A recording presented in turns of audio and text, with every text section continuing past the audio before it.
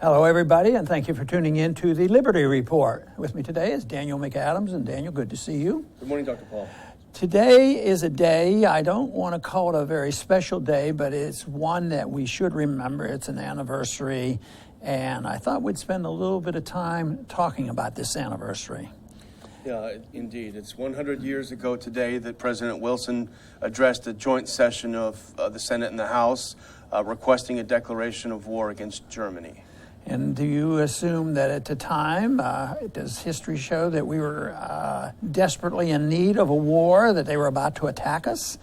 Well, going along with the Ron Paul theory, you know, he was narrowly elected in 1916 on the slogan, "He kept us out of the war." That's what got him elected. And the first thing he did, of course, was to take us into the war. You know, they tend to have different positions, on issues in campaigns versus what they do in real life when they're in office. But, Wilson's name comes up, and Judge Napolitano had a good book about, the progressive era and on Woodrow Wilson. But they're called progressives, and it's just like how people destroy words, and liberal is a good word. Yeah. You know, some of our good Austrian economists never wanted to be considered conservative. Mises and Hayek, they wanted to be liberals. But now, it's been destroyed. You really can't use it. And they work on libertarian. Libertarian still, I think, has more credibility. But progressive, I think of myself personally as progressive because I want the greatest progression and progressiveness in the concept of liberty of anybody. But, progressive rings a bell, and rightfully so, because we had the progressive Woodrow Wilson, who was going to make the world safe for democracy. It turns out that he didn't do a whole lot of good. One of the things he did was he really started, as far as I'm concerned, started an unnecessary war. There was no need for this. But also, which goes unnoticed by many Republicans and certainly by progressives, and that is its attack on civil liberties. I mean, it's horrible what he did. So this whole idea and notion that so many of us have had to a partial degree is, Democrats are good, some of them are on civil liberties. But just think of under Wilson, he passed the Sedition Act, the Espionage Act, which is a vicious act, still on the books. Guess what? It sort of sat on the books and nobody paid a lot of attention to it because it was so bad. Yeah. But it was used by Wilson. But here it is, we have a current president that, sort of resurrected the Espionage Act and on several occasions have used it to prosecute. Yeah, Obama did indeed. And, we're sort of inspired by a piece that our good friend Jim Bovard had in USA Today. I think it was yesterday. And he did a play on the old slogan. He said, Woodrow Wilson made democracy unsafe for the world. Yeah. And he did a good review of it. But, one of the things that jumped out at me in the article, too, because it reminds me of things we're going through now, this whole propaganda machine. They founded a committee on public information, and it was all about preventing what we called today fake news, and making sure that you have to toe the line. And it reminds you so much of what we're in now. I noticed that Senator Jeanne Shaheen introduced a bill to give the Justice Department more leeway to investigate RT and other channels like that to see if they're, in her words, exploiting our First Amendment. This is characteristic. When there are wars overseas and when a country's in war, the people are more willing to sacrifice their liberties. And if you consider it a war since 2001, the people have been willing to give up their liberties. And there has been, the passage of the Patriot Act and the FISA courts that have come up. But I want to read what the first act was passed. It was called the Espionage Act in 1917 under Wilson, of course. But then there were, as we were getting ready to go into war, they had amendments to it and made it even worse. But I want to read the words in that act. It's still on the book, although it hasn't been routine to be used, but of course they use spying on us and all other kind of sophisticated things to abuse our civil liberties. But this is what the act did. It forbade the use of disloyal, profane, scurrilous, or abusive language about the United States government. Can't talk about the government. Its flag, or its armed forces, or that caused others to view the American government or its institutions with contempt. Those convicted under the act generally received sentences of imprisonment of 5 to 20 years. And there were a lot of people convicted. You know, it wasn't like 5 or 10. It was in the hundreds, if not thousands of people. And one of the most famous person arrested was Eugene Debs. Yeah. So here we have the progressive, liberal Democrat starting a war, passing these laws, and they arrest him and they sentence him to prison for 10 years. And his main, it wasn't because of his economic theories that we wouldn't have liked, but it was they probably liked that, but it was because he was opposed to the war. So they put him away, and I think it's interesting that his sentence was commuted by Warren Harding, you know, a conservative, bad Republican, you know, as far as the liberals are concerned. His sentence was commuted. But they treated Martin Luther King worse. I happen to be very sympathetic to the theory that Martin Luther King's murder had something to do with him giving a major speech, anti-war speech against Vietnam. It was sort of a break with the administration because he was working close with Johnson to get all the welfare state, but he had it. The war issue was a big issue for him, and therefore he broke with it. And I don't know if anybody has the absolute truth on that, but there's a lot of people who research it. Makes me very sympathetic to that viewpoint.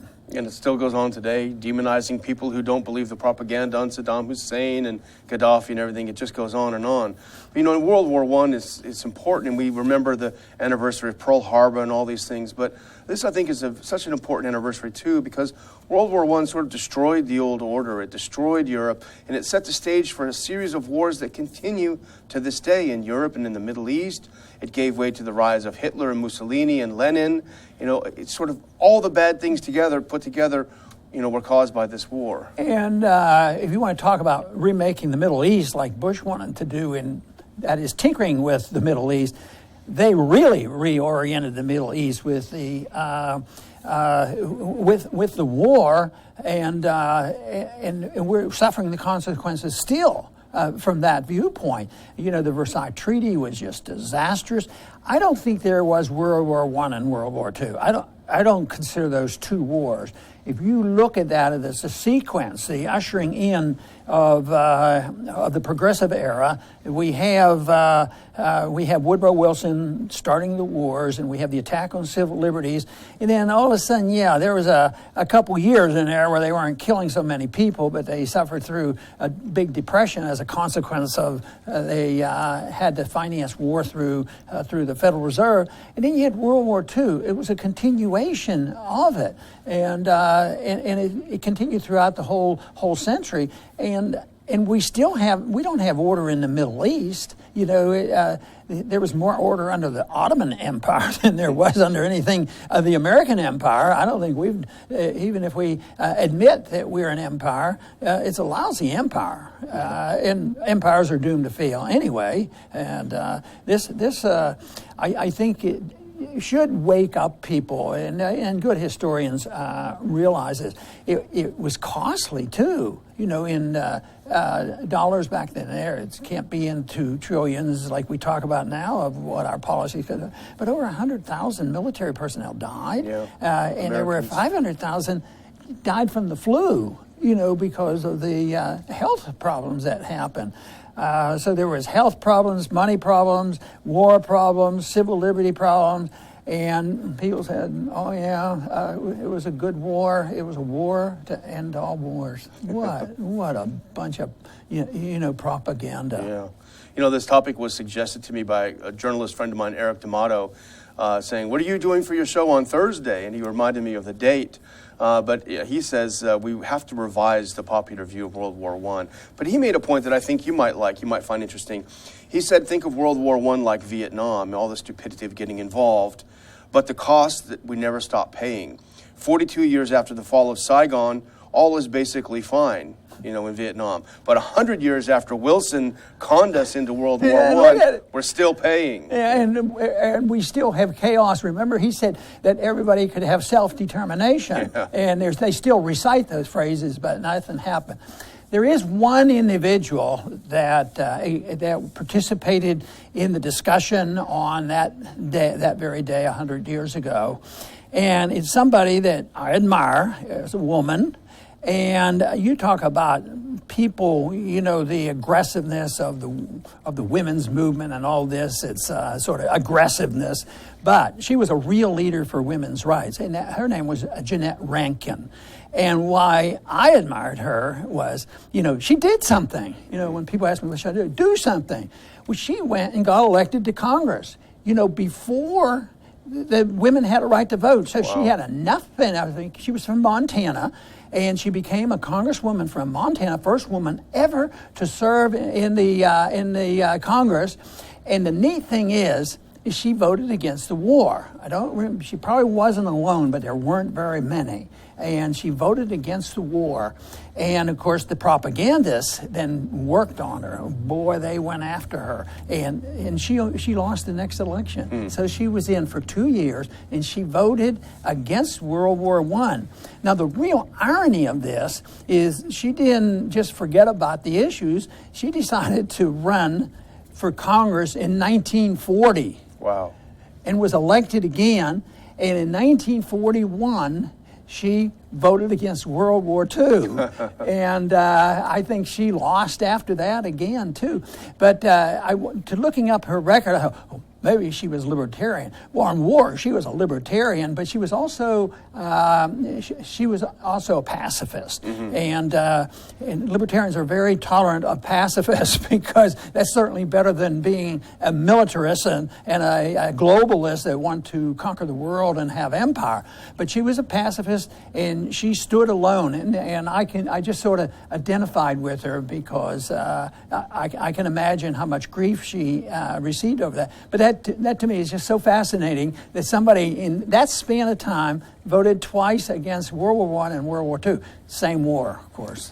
I remember listening to some of the members when they were talking with you in private saying, gosh, I'd sure like to vote the way you do, but I just can't do it, And she provides a great example of just do the right thing.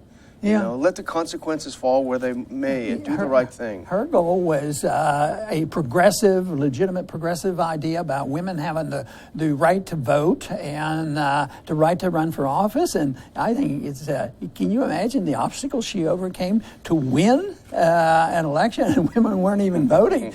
She didn't have to worry about wondering how the women were going to vote. The women are all going to vote for me, So that is a real challenge. But no, people should learn more about World War I. It was a total disaster. The results were horrible. The way they went to war, about the only thing you can say is the people should have awakened, because they did go and declare the war. But it was also the hype, all the super patriotic songs and things that people thought they were really going on a picnic. Sort of like the way our Civil War was started. They went out to watch the early battles thinking it was going to be a picnic, and look what happened there, and look at where we are today. Terrible. So what is the message you'd like to leave with our viewers? Well, little wars that are sold as packaged as wonderful things can last a very long time. That's for sure. This one has been going on for a long time. And war is bad because it kills a lot of people, it costs a lot of money, and they never seem to end. Yet I'm still an optimist. I believe that the human soul can change and that people are more inclined to peace and prosperity than they are for war. It is the contest that we have is political power and the propagandists that convert the people by building great amount of fears that they go along with these wars. But I do not believe that the people really want the wars, so I think there's two things that we have to do, and that is reduce the amount of power that governments have over going to war. For instance, going to war without a declaration, reduce the amount of power that the government has to print money to finance these wars. And there's so many things to do, and let the people be heard and curtail the ability or expose the people who are using just lies and fake news to scare people into supporting war.